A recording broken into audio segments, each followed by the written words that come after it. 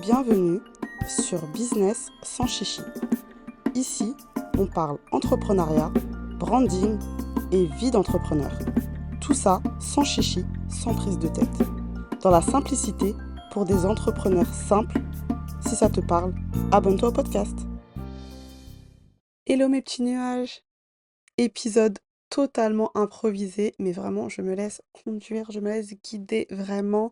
Du coup là je reviens d'un voyage à Madagascar. Donc je suis rentrée. Là je vous fais l'épisode, on est lundi. Je suis rentrée vendredi, hein, et à 3 jours. Vraiment j'avais totalement envie de prendre mon micro et d'exprimer en fait ce que j'avais envie de vous dire, quoi, tout simplement. Donc là, dans cet épisode, je pense que ça sera vraiment un épisode où je vais vraiment rentrer quand même en profondeur. Vous allez vraiment apprendre un peu plus à me connaître, je dirais. Donc il faut savoir que je suis chrétienne, donc je ne suis pas dans un courant particulier, dans une branche. Je crois en Jésus, de son vrai nom, Yoshua. Et justement, je suis partie en fait à Madagascar dans le cadre d'une mission qui était à la fois, on va dire, une mission d'aide entre guillemets humanitaire et à la fois voilà, une mission chrétienne, tout simplement. Que voilà, le Seigneur en tout cas a permis qu'avec plusieurs frères et sœurs, en tout cas de l'Église, on puisse partir là-bas. Et là, vous allez me dire, mais c'est quoi le rapport avec le podcast? C'est quoi le rapport avec le business? Tout ça, tout ça. Mais vous allez comprendre par la suite là où je vais en venir. Donc, cette mission à Madagascar a vraiment été une révélation pour cette année 2024 pour moi, pour ma vie, pour ma façon de voir les choses. Et c'est vrai que dans des épisodes précédents, je vous ai déjà dit que moi, mon but dans la vie, ce n'était pas de devenir riche. Je fais pas du business pour devenir riche.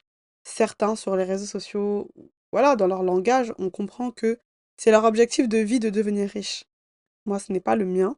Voilà, je le redis, et encore plus après cette mission, ce n'est pas le mien. Quand je vois en fait la mentalité qu'on peut avoir ici en Occident, une société capitaliste où on est très individuel, où on pense vraiment beaucoup à nous, on est très égoïste, on est très ingrat sur beaucoup de choses, on n'apprend pas forcément à se contenter de ce que l'on a, vraiment, quand on voyage et que on voit d'autres manières de vivre, d'autres cultures, d'autres sociétés, on va dire. C'est là que on comprend que les biens hein, matériels, financiers, c'est une chose. Quand on dit l'argent ne fait pas le bonheur, je vous assure que c'est vrai. Aujourd'hui, on est dans des sociétés où on est obligé d'avoir de l'argent pour vivre, pour survivre. Mais ce n'est pas parce qu'on est riche qu'on est heureux. Vous voyez? Et je peux vous assurer que d'avoir été à Madagascar, d'avoir rencontré ce peuple, mais c'est un peuple qui est tellement accueillant. Ils ont, pour la plupart, on va dire, hein, de la population, ils ont peu, mais ils ont beaucoup à offrir. Ils ont une richesse, en fait, du cœur que beaucoup ici, on n'a pas, en fait. Et vraiment, ça, c'est des choses qu'on n'achète pas avec l'argent. On n'achète pas, en fait, les valeurs humaines, ça ne s'achète pas avec l'argent, malheureusement. Vous voyez pourquoi je vous dis que c'est pas l'argent qui fait le bonheur. Et pourtant, ces gens-là, ils ont peu. Des fois, on voit que pour nous, hein, financièrement, c'est rien. Que, je vous donne un exemple, mais l'année scolaire, par exemple, pour un enfant, c'est peut-être 30 euros. Pour nous, 30 euros, c'est quoi? C'est un resto, c'est un abonnement, je sais pas, Netflix, téléphone, ce que vous voulez. Enfin voilà, c'est des petites choses, en fait, insignifiantes pour nous ici, ce qu'on peut gaspiller, mais en comme ça, en un claquement de doigts. Mais 30 euros pour eux, ça peut être l'année scolaire d'un enfant. Sauf que quand tu as 4 enfants, et que le salaire moyen, c'est déjà entre 30 et 50 euros, je peux t'assurer que c'est difficile d'envoyer 4 enfants à l'école, tu vois. Donc c'est vraiment pour vous dire que non, vraiment, ce voyage, ça m'a vraiment mis une claque. Et là-bas, on a pu échanger avec des personnes qui, justement, en fait, comme vous savez, hein, c'est pas.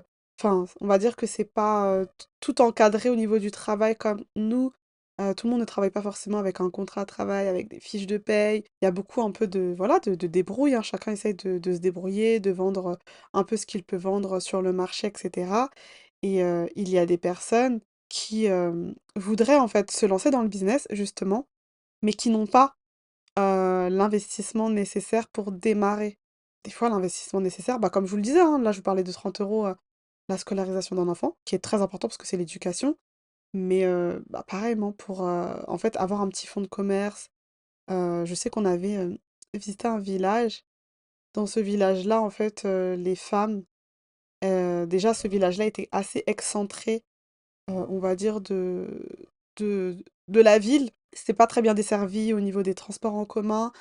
Et ça fait qu'ils devaient bah, beaucoup marcher en fait pour aller vendre, c'était pas évident.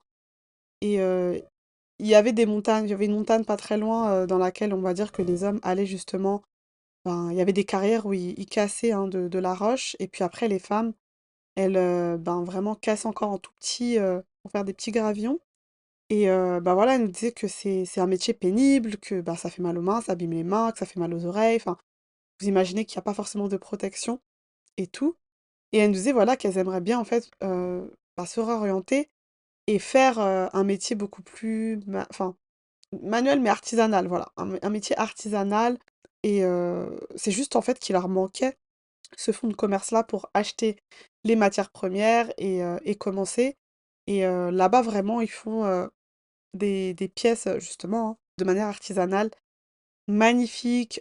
Souvent, c'est en raffia, que ce soit des sacs, que ce soit tellement de choses. Ils font aussi des pièces avec du cuir de zébu, du cuir de crocodile aussi. Il y a des crocodiles, ouais, là-bas. Et vraiment, voilà, le travail est fait main. Et je vous assure que même les petits souvenirs là qu'on a pu ramener, hein, que ce soit des magnets, que ce soit voilà des sacs, enfin peu importe. Même les petits magnets là, c'est fait main, c'est pas à la main.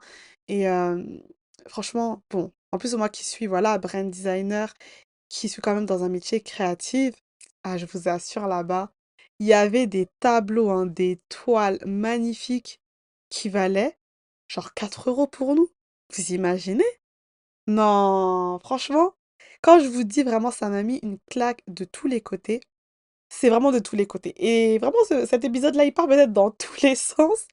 Mais c'est parce que dans ma tête, là, c'est vraiment dans tous les sens. Je me disais, mais waouh, un travail comme ça, mais ça mérite mieux en France, ici, en Occident. Mais on n'aurait pas payé, jamais payé ça 4 euros. Alors que pour eux, ben, 4 euros, peut-être que pour eux, c'est déjà beaucoup. Mais franchement, des fois, on se dit, si on peut donner un peu plus, même pour, on sait qu'un artiste, voilà, il y a ce côté créatif et puis ça prend du temps. Il y avait aussi des broderies, voilà, des grandes broderies, je pourrais même pas vous dire, mais des grands tissus comme ça qui faisaient plus d'1 mètre de long, tout brodé, pardon, des paysages, des scènes en fait de Madagascar, hein. On voit peut-être des paysans, des agriculteurs et tout, etc hem, en train de labourer le sol, ou on voit voilà justement des charrettes avec des zébus, enfin, qui sont brodées. Et les personnes ont peut-être pris, je sais pas, 2 semaines à faire ça, et c'est vendu, mais pour nous, en tout cas, c'est des clopinettes. Pour eux, ça leur fait déjà beaucoup, mais non, vraiment, ça m'a mis une claque parce que, on va dire d'un pays à un autre, bah, on voit que le travail n'a pas la le temps de travail et puis le travail fourni n'a pas la même, valeur, n'a pas la même valeur. Et forcément, ben, on va dire que des métiers encore plus, artistiques, c'est vrai que ici nous, en Occident, ben, ça peut, les métiers artistiques, c'est des métiers où on peut avoir du mal à percer, mais une fois qu'on perce, ça peut vraiment valoir, des centaines, des milliers. Mais dans d'autres pays, je me dis que c'est encore plus difficile parce que, bah, la majorité de la population ne sont pas du tout portés, en fait, sur le fait de décorer ou autre, alors que déjà, juste survivre, dans les besoins primaires, on va dire que la majorité essaye déjà de se battre pour ça. Donc le côté, créatif, déco là, on en est loin en fait.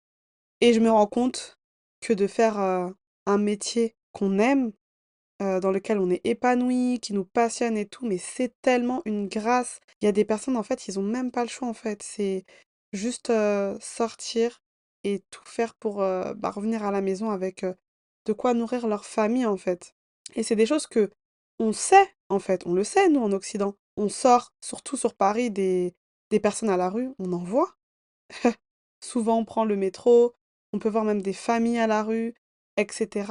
Mais on va dire que d'aller ailleurs et d'être confronté à la précarité à un niveau supérieur, waouh, en fait. Vraiment, waouh, de voir des enfants en bas âge, hein. Quand je vous dis bas âge, des enfants qui à peine apprennent à marcher, hein, qui ont 1 an, 2 ans, 3 ans, qui marchent pieds nus, qui n'ont pas de chaussures, qui vivent dans la rue.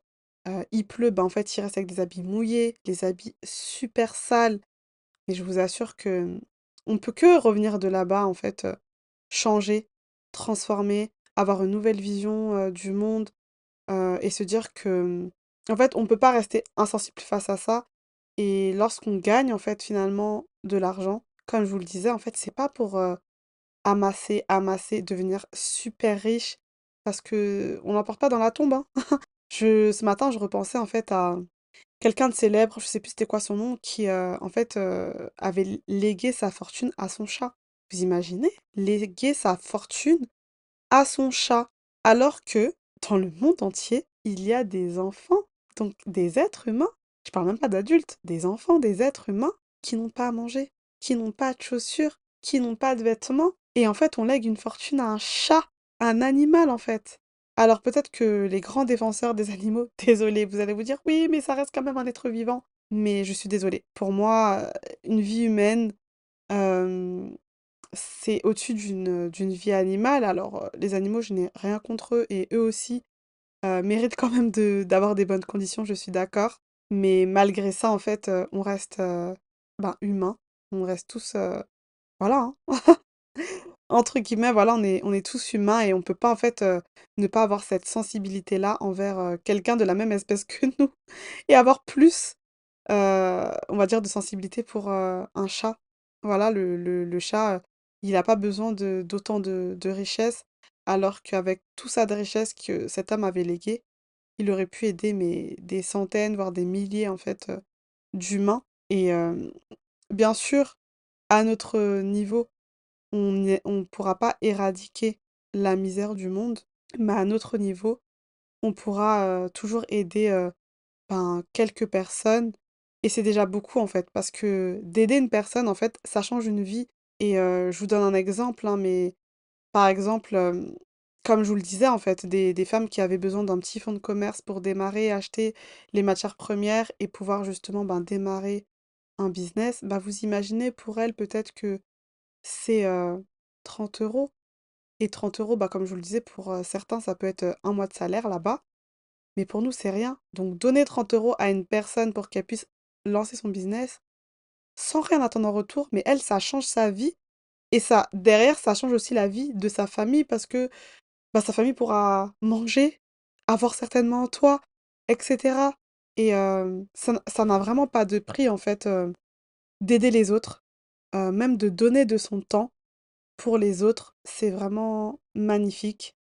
Et je vous invite tous et toutes à le faire, même dans votre business, de prendre une petite partie de vos revenus et de vous dire que voilà, pour telle cause, pour aider telle personne, peu importe que ce soit déjà quelqu'un qui soit à côté de nous, voilà, un SDF qui soit en bas de notre rue, de l'aider lui,